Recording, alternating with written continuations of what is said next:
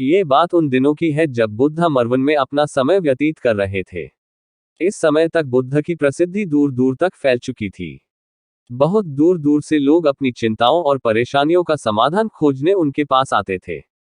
ऐसे ही एक दिन जब बुद्ध मरवन में अपने शिष्यों को प्रवचन दे रहे थे, तो एक अधेड़ उम्र का व्यक्ति अपने 20-21 वर्ष के पुत्र को अपने साथ लिए बुद्ध की तरफ चला आ रहा था। जब ये प्रवचन स्थल के पास पहुंच गए, तो एक नजर उन पर डाली और इशारे से बैठने के लिए कहा। जब प्रवचन समाप्त हो गया और सभी लोग वहां से चले गए, तो बुद्ध ने उस व्यक्ति को अपने पास बुलाया और बैठने के लिए कहा। वहां चारों तरफ हरियाली छाई हुई थी। मौसम बहुत सुहाना था और तरह तरह के पक्षियों की आवाजें गूंज रही थी। ऐसा नजारा देखकर उस व्यक्ति को अंदर से असीम शांति महसूस हो रही थी। इसके बाद बुद्ध ने उस व्यक्ति से आने का कारण पूछा, तो इस पर व्यक्ति ने कहा, ये तथागत, मैं 2 दिन की लंबी यात्रा करके अपने पुत्र को आपसे मिलवाने लाया हूं। ये मेरा इकलौता पुत्र है और ये हर समय थका थका रहता है। ऐसा लगता है जैसे इसके अंदर कोई जान ही नहीं है, कोई प्राणी नहीं है। इसका स्वभाव भी काफी चिड़चिड़ा हो गया है। अगर हम इससे कुछ भी कहते हैं तो ये हमारी छोटी छोटी बातों पर गुस्सा हो जाता है। इसके देखने की क्षमता भी उम्र से पहले ही कमजोर हो गई है और इसके बाल भी सफेद पड़ने लगे हैं। इतनी कम उम्र में इतनी बड़ी उम्र का लगना मुझे तो कुछ समझ नहीं आ रहा। इसके साथ हो क्या रहा है तथागत? मैं अपने पुत्र के स्वास्थ्य को लेकर बहुत चिंतित हूँ। जब मैं अपने पुत्र को वैद्य जी के पास लेकर गया, तो उन्होंने कुछ औषधि दी और कहा, अपने पुत्र को तनाव कम लेने के लिए कहो। वो अपने दिमाग में बहुत अधिक तनाव लेता है, इसलिए उसकी ऐसी हालत हो गई है। लेकिन मुझे उनके बहुत समझाने के बाद भी तनाव का मतलब समझ नहीं आया। मुझे नहीं पता कि तनाव होता क्या है, ये किन कारणों से आता है और उसे कैसे अपने पुत्र के दिमाग से निकालूं। लेकिन मुझे सबसे पहले तो ये समझना है कि तनाव होता क्या है। इसीलिए तथागत, मैं आपके पास आया हूं। कृपया आप मेरी समस्या का समाधान कीजिए। ये सुन बुद्ध उसके पुत्र को बड़े ध्यान से देखते हैं। उसके चेहरे को देखते हैं, उसकी आंखों को देखते हैं और फिर उसके हाथों की नब्ज को भी देखते हैं। ये सारी विधि करने के पश्चात बुद्ध उस व्यक्ति से कहते हैं, तनाव लेना तो कोई नहीं चाहता, लेकिन फिर भी ये तनाव लोगों के दिमाग को दीमक की तरह पकड़ लेता है और व्यक्ति जान भी नहीं पाता कि वह तनाव में जी रहा है। लेकिन अगर व्यक्ति तनाव के कारणों को अच्छे से समझ लेता है और तनाव के बारे में कोई ऐसा पैमाना बना लेता है जिससे वह जान सके कि वह कितने तनाव में है, तो वह इस समस्या का समाधान भी खोज सकता है। सबसे पहले तो तुम ये समझो कि तनाव होता क्या है। जब भी कोई व्यक्ति कोई काम कर रहा होता है, लेकिन उसका मन कहीं दूर भटक रहा होता है, कल्पनाओं में होता है, तो उसके शरीर और मन के बीच एक दूरी पैदा हो जाती है। ये दूरी जितनी अधिक होगी, व्यक्ति उतनी ही ज्यादा बेहोशी की अवस्था में होता है और शरीर व मन के बीच की इसी दूरी, इसी खिंचाव को तनाव कहा जाता है। आखिर कोई पसंदीदा खेल खेलने के बाद व्यक्ति चुस्ती और प्रसन्नता से क्यों भर जाता है, जबकि उसने तो अपने शरीर को थकाया है। लेकिन समझने वाली बात यह है कि खेलते समय मन और शरीर एक साथ पूरी तरह से उस खेल में केंद्रित होते हैं, जिससे शरीर और मन के बीच दूरी पैदा नहीं होती और कोई तनाव पैदा नहीं होता। और अगर दिमाग में कोई तनाव था भी तो वो भी दूर हो जाता है। लेकिन इसके विपरीत, जब हम कोई ऐसा काम करते हैं जो हमें पसंद नहीं है, तो हमारा शरीर तो उस काम को कर रहा होता है, लेकिन हमारा मन कहीं दूर कल्पनाओं में भटक रहा होता है, जिससे शरीर और मन के बीच एक दूरी पैदा हो गई और तनाव ने जन्म ले लिया। इसीलिए व्यक्ति को एक समय पर सिर्फ एक ही काम करना चाहिए और अपने तन और मन की सारी शक्ति उसी एक काम पर लगा देनी चाहिए, जिससे व्यक्ति के अंदर तनाव पैदा ही ना हो। इसके बाद बुद्ध ने कहा, तनाव पैदा होने के मुख्य 8 कारण होते हैं और जिसने इन कारणों को समझ लिया वो जीवन भर तनाव मुक्त रह सकता है। मुख्य कारणों में सबसे पहला कारण है अति महत्वाकांक्षी होना।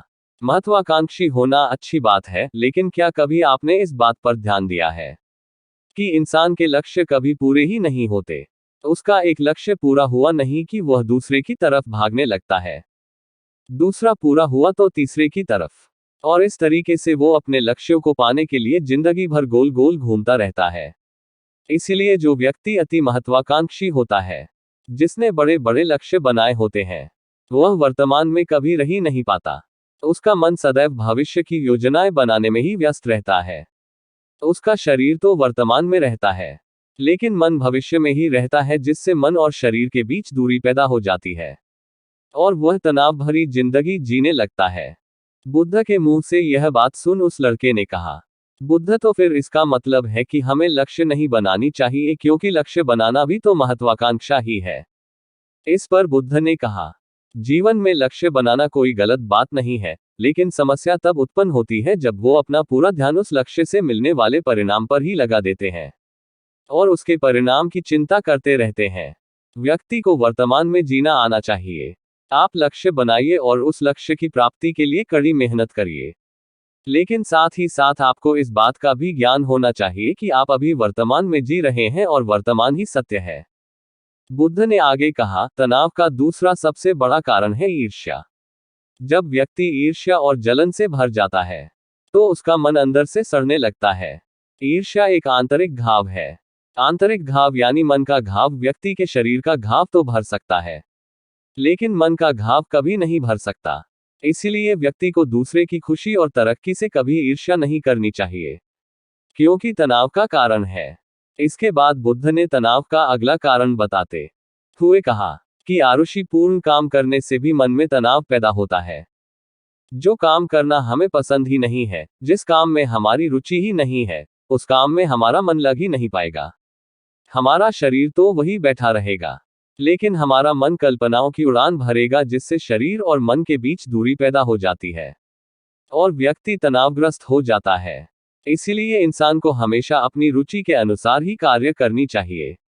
अगर व्यक्ति ने ये पता कर लिया कि उसे कौन सा काम करना पसंद है और वो उसी काम को अपने जीवन का लक्ष्य बना लेता है, तो फिर वो काम उसके लिए काम नहीं बल्कि खेल बन जाता है। फिर बुद्ध ने कहा, तनाव का चौथा कारण होता है किसी दूसरे से अच्छा रखना। बुद्ध ने उस व्यक्ति की ओर इशारा करते हुए कहा, एक पिता होने के नाते तुम्हारी अपने पुत्र से बहुत सी अपेक्षाएं होंगी कि तुम्हारा पुत्र एक बहुत ही कामयाब इंसान बने, तुम्हारा नाम रोशन करे, जैसा तुम चाहते हो उस तरह का जीवन जिए, तुम्हारी हर बात माने। लेकिन क्या आज तक कभी किसी की सारी अपेक्षाएं पूरी हुई है? जब भी कोई व्यक्ति किसी दूसरे से कोई अपेक्षा रखने लगता है तो वो अनजाने में अपने लिए तनाव पैदा करने लगता है। जरा सोचो कि अगर तुम्हारा बेटा तुम्हारे अनुसार काम नहीं कर रहा और वो नहीं बन पा रहा जो तुम उसे बनाना चाहते हो, तो निश्चित रूप से तुम्हारे दिमाग को तनाव पकड़ लेगा। तुम तनाव से भरा जीवन जीना शुरू कर दोगे और इस तनाव के बस में आकर तुम ऐसा व्यवहार करोगे, ऐसी बातें करोगे कि तुम्हारा अपने पुत्र के साथ संबंध और भी खराब होता चला जाएगा। इसीलिए व्यक्ति को जितना हो सके उतनी कम अपेक्षाएं दूसरों से रखनी चाहिए और अगर पूरी तरह से तनाव मुक्त रहना है तो दूसरों से अपेक्षा रखना ही बंद कर दो। इसके बाद बुद्ध ने कहा कि शारीरिक कष्ट भी इंसान के तनाव का एक कारण होता है।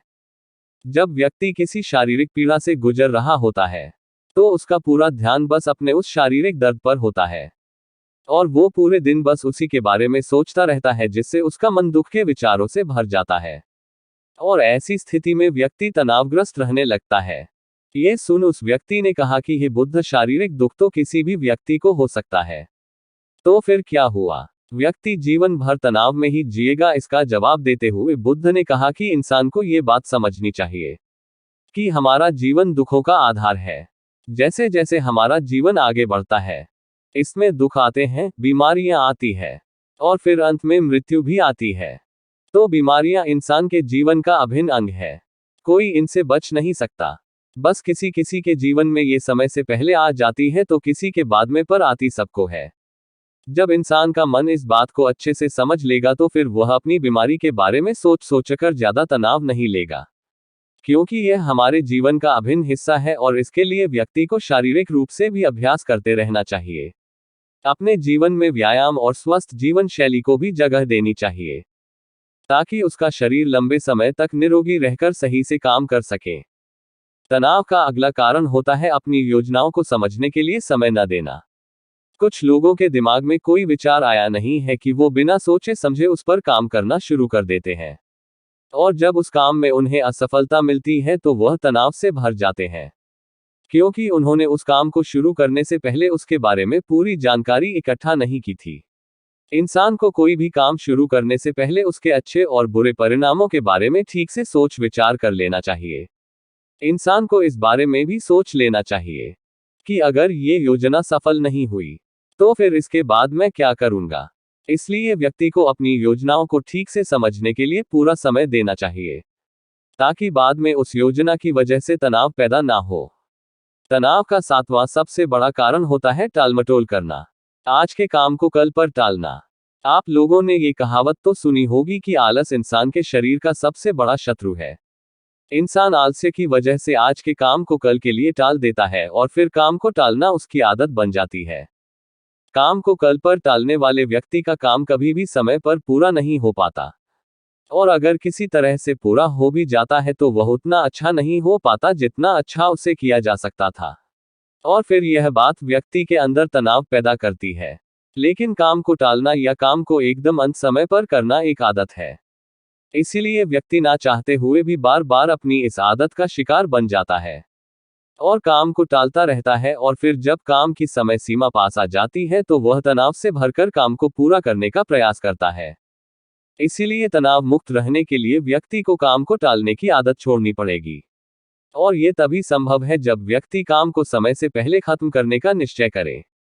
सबसे आखिरी और सबसे प्रमुख कारण जो तनाव का होता है वो है ज्यादा सोचना।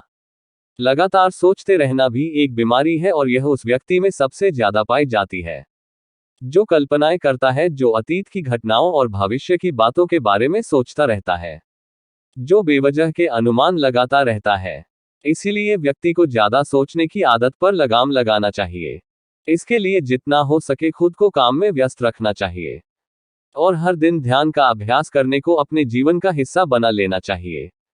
बुद्ध के मुंह से यह सारी बातें सुनकर उस व्यक्ति ने हाथ जोड़कर कहा, बुद्ध, मेरा पुत्र तो अभी मात्र 20 वर्ष का ही है, और इसमें अभी इतनी समझ भी नहीं है कि यह आपकी बताई सारी बातों का एक साथ पालन कर सके। आप कृपया करके तनाव मुक्त रहने का कोई आसान सा तरीका बता दें, जिससे मेरा बेटा उसका अनुसरण भी कर सके और तनाव मुक्त भी रह सके। उस व्यक्ति की यह प्रार्थना सुन बुद्ध ने कुछ सोचते हुए जवाब दिया, अगर तुम इतनी सारी बातों का पालन नहीं कर सकते तो इसके लिए एक बहुत ही आसान विधि है। तुम एक बार में एक काम को करने पर ध्यान लगाओ, और जो भी काम कर रहे हो उस समय पर सिर्फ उसी काम को करो। सिर्फ उस पर ही अपना पूरा ध्यान लगाओ, और अगर तुम्हारा मन इधर उधर भटक जाता है तो जैसे ही तुम्हें याद आए उसे वापस फिर उसी काम में लगा दो। ये सबसे आसान और अच्छा तरीका है तनाव मुक्त रहने का। जब तुम भोजन करो तो उस समय सिर्फ भोजन ही करो, उसके पूरे स्वाद का आनंद लो, उससे अनुभव करो। जब चलो तो अपना पूरा ध्यान सिर्फ चलने पर लगा दो। इससे तुम्हारा मन और तुम्हारा शरीर दोनों एक जगह पर केंद्रित रहेंगे। दोनों के बीच दूरी पैदा नहीं होगी, जो कि तनाव का मुख्य कारण होती है। दोस्तों, आज की युवा पीढ़ी एक ही समय पर 2-2, 3-3 काम करने के आदी हो चुके हैं। जैसे फोन पर बात करते हुए गाड़ी चलाना, खाना खाते हुए टीवी देखना। ये फोन चलाना, और फिर इनकी शिकायत रहती है कि मैं तनाव में जी रहा हूं, मेरा मन शांत नहीं रहता है, मैं चिड़चिड़ा सा हो गया हूं। जब कोई व्यक्ति एक ही समय पर 3-3 काम करेगा तो तनाव पैदा होना तो स्वाभाविक है, क्योंकि दिमाग तो एक समय पर पूरा ध्यान लगाकर सिर्फ एक ही काम कर सकता है। पूर्ण रूप से एक ही समय पर 2 कामों पर ध्यान कभी नहीं लग सकता।